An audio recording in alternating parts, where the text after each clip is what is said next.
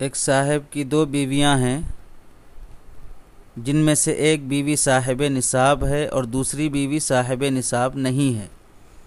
یعنی ایک بیوی پر زکوٰۃ فرض ہوتی ہے اور دوسری بیوی صاحب نصاب نہیں ہونے کی وجہ سے وہ زکوٰۃ کی مستحق ہو رہی ہے، تو کیا ایک سوکن اپنی دوسری سوکن کو زکوٰۃ دے سکتی ہے؟ درمیان میں شوہر اپنی ایک بیوی سے اس کی زکوٰۃ اصول کر کے دوسری بیوی کو زکوٰۃ کی رقم دے سکتا ہے یا نہیں ہے؟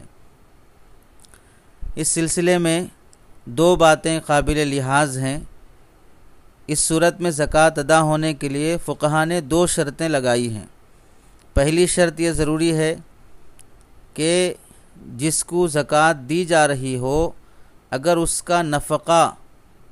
دینے والے پر واجب ہے تو پھر زکوٰۃ دینا درست نہیں ہے، یعنی شوہر ایک بیوی سے زکوٰۃ اصول کر کے دوسری بیوی کو زکوٰۃ کی رقم دے رہا ہے، اگر وہ اپنا واجب نفقہ اس زکوٰۃ کے ذریعے سے ادا کر رہا ہے، یعنی شوہر کے ذمے دونوں بیویوں کا کھانا پینا، نان نفقہ، ضروریات کی تکمیل واجب ہے، وہ چیزیں زکوٰۃ کی رقم سے ادا کر رہا ہے تو اس صورت میں جائز نہیں ہے۔ شوہر پر نفقہ جو واجب ہے وہ اپنی ذاتی رقم سے ادا کرنا ہوگا، زکوٰۃ کی رقم نفقے میں دینا درست نہیں ہوگا۔ دوسری شرط یہ ہے کہ جب فیملی اس طرح ملی ہوئی ہو، دونوں بیویاں شوہر کے ساتھ رہتی ہوں اور اس میں جو مشترکہ سامان ہر فرد کے استعمال کرنے کا، جیسے فریج ہے، واشنگ مشین ہے، صوفہ سیٹ ہے، کوئی ایسی چیز جو گھر کا ہر فرد یوز کر سکتا ہے، ویسی چیزوں میں زکوٰۃ کی رقم خرچ نہیں کی جائے گی،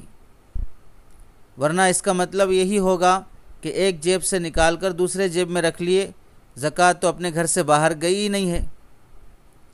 یہ دو شرطیں ہیں کہ واجب نفقے کے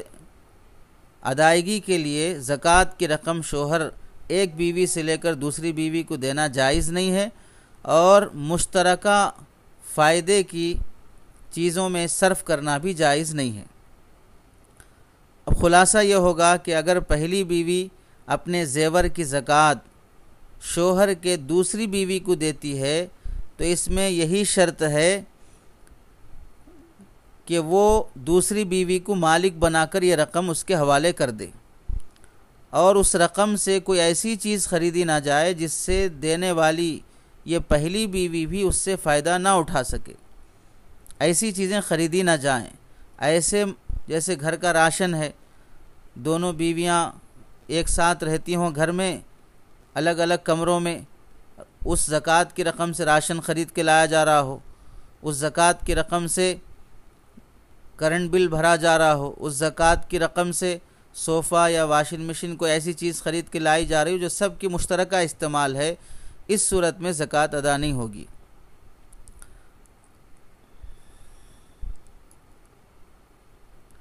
اور ایسے ہی